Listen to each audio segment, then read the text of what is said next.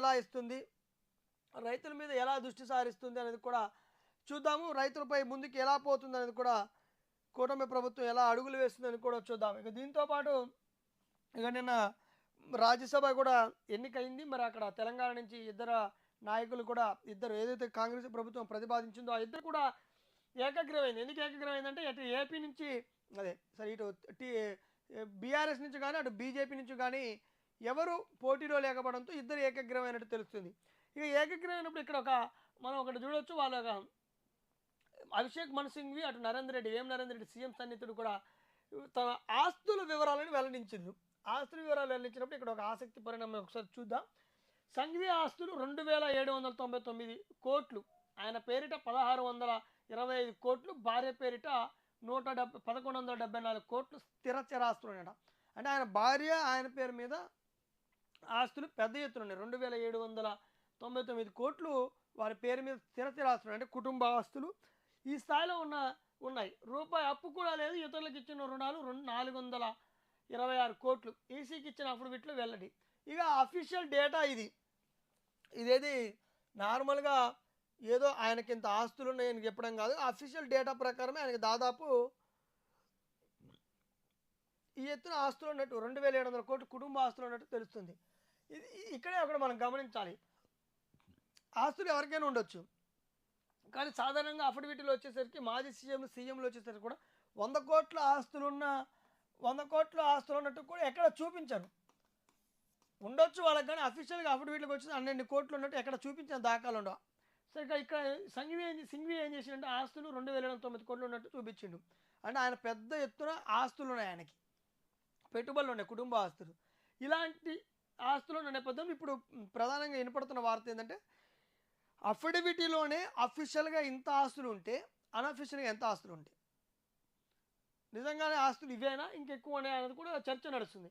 అయితే దీని మీద ఏం చెప్పేదంటే ఇంత పెద్ద మొత్తంలో ఆస్తులు ఉండి వ్యాపారాలు ఉన్న వ్యక్తులు రాజ్యసభకు పోయి పేదల తరపున కానీ ఇటు ప్రభుత్వం తరపున కానీ పోరాడతారా అన్నది ఇప్పుడు నెటిజన్ల నుంచి కానీ ఎదురెత్తున్న ప్రశ్నలు. అసలు రాజ్యసభకు వచ్చేసి నామినేటెడ్ పదవులకు వచ్చేసి అటు గతంలో టీఆర్ఎస్ చూసుకున్న, బీఆర్ఎస్ చూసుకున్నా, లేకపోతే ఇంకే ప్రభుత్వాలు చూసుకున్నా ధనికులనే ఎందుకు, అంటే ధనవంతులనే ఎందుకు రాజ్యసభకు పంపిస్తున్నారు అనేది కూడా ఇక్కడ వార్త బాగా హైలైట్ అవుతుంది. ధనవంతులే అర్హుల రాజ్యసభకి, అంటే వందల వేల కోట్ల ఆస్తులు ఉన్న వాళ్ళే రాజ్యసభకి పోతున్నారా అని కూడా ఇప్పుడు సగటు పౌరుల నుంచి సోషల్ మీడియాలో ప్రశ్నలు ఎదురవుతున్నాయి. పెద్ద ఎత్తున దాదాపు 2799 కోట్ల ఆస్తులు ఉన్న వ్యక్తి సింఘ్వి అభిషేక్ మనుని కాంగ్రెస్ ప్రభుత్వం రెన్యువల్ చేయడం, ఆయనకి రెండోసారి అవకాశం కల్పించడం వల్ల ఇప్పుడు చర్చ కొనసాగుతుంది. ఎందుకు ఈ చర్చ అంటే ఇన్ని వేల కోట్ల ఆస్తులు ఉండలు ప్రజల పరీక్షణ లేదంటే ప్రభుత్వం తరపున పెద్దల సభలో రాజ్యసభలో ప్రశ్నలు తమ గలాన్ని ఇప్పుతారా అనేది కూడా ఇప్పుడు అడుగుతుంది. ఇక వేం నరేంద్ర రెడ్డి చూద్దాం. సీఎం అత్యంత సన్నిహితుడు, దోస్త్ మేరా దోస్త్ అంటూ కూడా సీఎం రేవంత్ రెడ్డి కొన్ని సందర్భాల్లో చెప్పడం జరిగింది. ఇక టీడీపీ నుంచి వాళ్ళు కలిసి ప్రయాణం చేసిరు. ఆ నేపథ్యంలోనే వారి ఉన్న సాన్నిహిత్యము, ఆ గతంలో ఆయనను ఎమ్మెల్సీ చేయడానికే ఇటు సీఎం రేవంత్ రెడ్డి అటు ఓటుకునేటి కేసులో కూడా చేసే దిశలో కూడా ఓటుకునేటి కేసులో ఇరుక్కుపోవడం కూడా జరిగింది. సో మొత్తానికి ఏదేమైనప్పటికీ ప్రభుత్వం వచ్చిన కొన్ని 6 నెలల్లోనే ఆయన సీఎం రేవంత్ రెడ్డి దగ్గరికి తీసుకోవడము, ఆయనకి ప్రభుత్వ సలహాదారుడిగా అటు అవకాశం కల్పించడం, అదంతా అయిపోయి గడిచిన 2 ఏళ్లలోనే ఇటు రాజ్యసభకు పంపించడం ఎంత దోస్తు మేర దోస్తు బాగుంది. కానీ వేం నరేంద్ర రెడ్డి ఆస్తి చూద్దాం ఒకసారి 41 కోట్లు అంట. అఫిడవిటీలో 41 కోట్లు అంటే ఆయన కూడా గట్టినే సంపాదించిండు. సరే సంపాదించడం తప్పని మనం చెప్పం, సంపాదించుకున్నప్పుడు కూడా 415 కోట్లు అఫిడవిట్లో పేర్కొన్నారు. కుటుంబ ఆస్తి కింద అర్పణపల్లిలో 15 ఎకరాలు ఉందంట, 15 ఎకరాల కుటుంబ ఆస్తి కింద ఉందంట. ఎక్కడ? అర్పణపల్లిలో. కేశ సముద్రంలో 1050 గజాల వ్యవసాయేతర భూమి, హైదరాబాద్, వరంగల్, కేశ సముద్రంలో 3 వాణిజ్య భవనాలు ఉన్నాయని వివరించారు. భార్య పేరిట కేశ సముద్రంలో 7 ఎకరాల భూమి, మొత్తం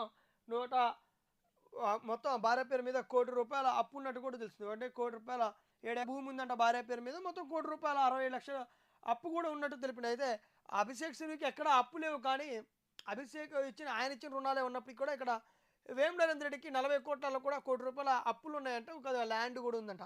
సో ఇక వేం నరేంద్ర రెడ్డి కూడా దాదాపు ఒక ₹40 కోట్ల ఆస్తితో మంచి ధనికుడే. కాబట్టి ఇక్కడే రాజ్యసభకి పంపించాల్సిన అభ్యర్థుల విషయంలోనే ఇప్పుడు కాంగ్రెస్ పంపించే విషయంలో కూడా వారి ఆస్తుల విషయంలో కూడా సోషల్ మీడియాలో చర్చ సాగుతుంది. ఇప్పుడు ధనవంతులే అంటే వీళ్ళే కాదు, బీఆర్ఎస్ గతంలో పంపించిన వాళ్ళు కూడా మంచి ధనవంతులే అన్నట్టు తెలుస్తుంది. సరే, ధనవంతులు ఇటు హైలీ అఫిలియేటెడ్ అంటే హైలీగా ప్రొఫైల్ ఉన్న వాళ్ళే